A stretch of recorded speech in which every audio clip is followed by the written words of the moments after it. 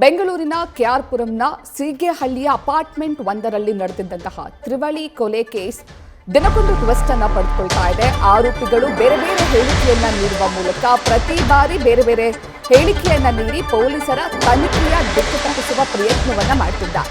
ಇದರಿಂದ ಅಲರ್ಟ್ ಆಗಿರುವಂತಹ ಪೊಲೀಸರು ಕೆನೆತ್ ಬ್ರೈನ್ ಮ್ಯಾಪಿಂಗ್ಗೆ ಮುಂದಾಗಿದ್ದಾರೆ. ಕೊಲೆ ಸಂಬಂಧ ತನಿಖೆಯಲ್ಲಿ ಹಲವು ವಿಚಾರಗಳು ಬಯಲಾಗಿದೆ. ಆರೋಪಿ ಶ್ವೇತಾ ಹಾಗೂ ಕೆನೆತ್ ಇಬ್ಬರೂ ಕೂಡ ಬೇರೆ ಬೇರೆ ಹೇಳಿಕೆಯನ್ನ ನೀಡ್ತಾ ಇರುವಂತಹ ಹಿನ್ನೆಲೆಯಲ್ಲಿ ಇದೀಗ ಕೆನೆತ್ ಬ್ರೈನ್ ಮ್ಯಾಪಿಂಗ್ ಮಾಡೋದಕ್ಕೆ ಪೊಲೀಸರ ಸಿದ್ಧತೆಯನ್ನ ನಡೆಸಿದ್ದಾರೆ.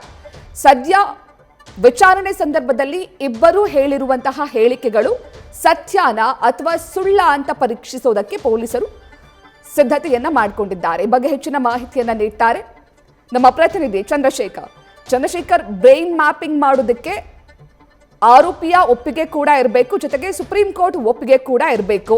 ಹಾಗಾಗಿ ಕೆನೆತ್ ಬ್ರೈನ್ ಮ್ಯಾಪಿಂಗ್ಗೆ ಒಪ್ಪಿಗೆ ನೀಡುವಂತಹ ಸಾಧ್ಯತೆ ಇದೆಯಾ ಚಂದ್ರಶೇಖರ್?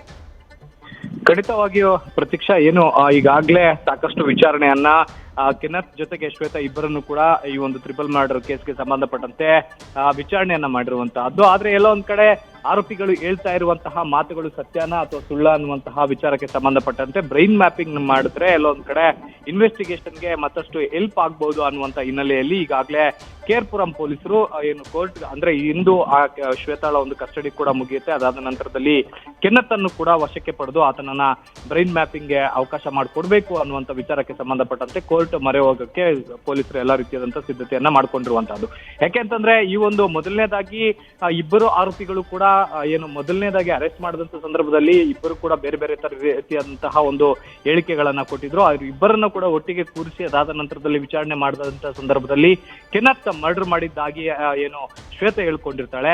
ಅದಾದ ನಂತರದಲ್ಲಿ ಈ ಮರ್ಡರ್ಗೆ ಮೋಟಿವ್ ಏನು ಅನ್ನುವಂತ ವಿಚಾರಕ್ಕೆ ಸಂಬಂಧಪಟ್ಟಂತೆ ಮೊದಲನೇದಾಗಿ ವಿಚಾರಣೆ ಮಾಡಿದಂತ ಸಂದರ್ಭದಲ್ಲಿ ಇಬ್ರು ಕೂಡ ಮದುವೆ ಆಗುವ ವಿಚಾರಕ್ಕೆ ಈ ಒಂದು ಮರ್ಡರ್ ಮಾಡಿದ್ದಾರೆ ಅನ್ನುವಂತಹ ಮಾತುಕತೆ ಅಂದ್ರೆ ಹೇಳಿಕೆಗಳು ಕೇಳಿ ಬರ್ತಾ ಇತ್ತು. ಆದ್ರೆ ಯಾವಾಗ ಡೀಪ್ ಆಗಿ ಇನ್ವೆಸ್ಟಿಗೇಷನ್ ಮಾಡ್ಲಿಕ್ಕೆ ಶುರುವಾದಂತ ಸಂದರ್ಭದಲ್ಲಿ ಹಣಕಾಸಿನ ವಿಚಾರಕ್ಕೆ ಸಂಬಂಧಪಟ್ಟಂತೆ ಸುಮಾರು ಒಂದು 30 ಲಕ್ಷ ರೂಪಾಯಿ ಸಾಲ ಮಾಡ್ಕೊಂಡಿರ್ತಾಳೆ ಶ್ವೇತಾ. ಅದಾದ ನಂತರದಲ್ಲಿ ಇಬ್ರು ಸೇರಿ ಒಂದು ಸ್ಟಾರ್ಟ್ ಅಪ್ ಕಂಪ್ನಿ ಮಾಡ್ಬೇಕು ಅನ್ನೋ ಒಂದು ಆಸೆ ಕೂಡ ಇರುತ್ತೆ. ಸೊ ಹಾಗಾಗಿ ಈ 3 ಜನರನ್ನ ಮರ್ಡರ್ ಮಾಡಿದ್ರೆ ಇನ್ನೊಬ್ಬರ ಆಸ್ತಿ ಕೂಡ ನಮ್ಗೆ ಬರುತ್ತೆ. ಆಸ್ತಿಯನ್ನ ಮಾರಿ ನಾವು ಸ್ಟಾರ್ಟ್ ಅಪ್ ಕಂಪ್ನಿಯನ್ನ ಮಾಡಿ ಆರಾಮಾಗಿ ಜೀವನ ಮಾಡಬಹುದು ಅನ್ನುವಂತ ಹಿನ್ನೆಲೆಯಲ್ಲಿ ಈ ಕೃತ್ಯವನ್ನ ಎಸಗಿದ್ದಾರ ಅನ್ನುವಂತಹ ಒಂದು ಮಾಹಿತಿ ಕೇಳಿ ಬರುತ್ತೆ. ಹೀಗಾಗಿ ಎಲ್ಲೊಂದ್ ಕಡೆ ಈ ಒಂದು ಎಲ್ಲಾ ಮಾಹಿತಿ ಆಧಾರದ ಮೇಲೆ ಅವರ ಬ್ರೈನ್ ಮ್ಯಾಪಿಂಗ್ ಮಾಡಿದ್ರೆ ಈ ಒಂದು ಪ್ರಕರಣಕ್ಕೆ ಮುಖ್ಯ ಮೋಟಿವ್ ಏನು ಅನ್ನುವಂತ ವಿಚಾರ ಬಯಲಿಗೆ ಬರುತ್ತೆ ಅನ್ನುವಂತಹ ವಿಚಾರಕ್ಕೆ ಸಂಬಂಧಪಟ್ಟಂತೆ ಸದ್ಯಕ್ಕೆ ಪೊಲೀಸರು ಈ ರೀತಿಯಾದಂತಹ ನಡೆಯನ್ನು ಮುಂದಾಗಿರುವಂತಹದ್ದು. ಪ್ರತೀಕ್ಷಾ, ಥ್ಯಾಂಕ್ ಯು ಚಂದ್ರಶೇಖರ್ ತಮ್ಮೆಲ್ಲ ಡೀಟೇಲ್ಸ್ಗೆ.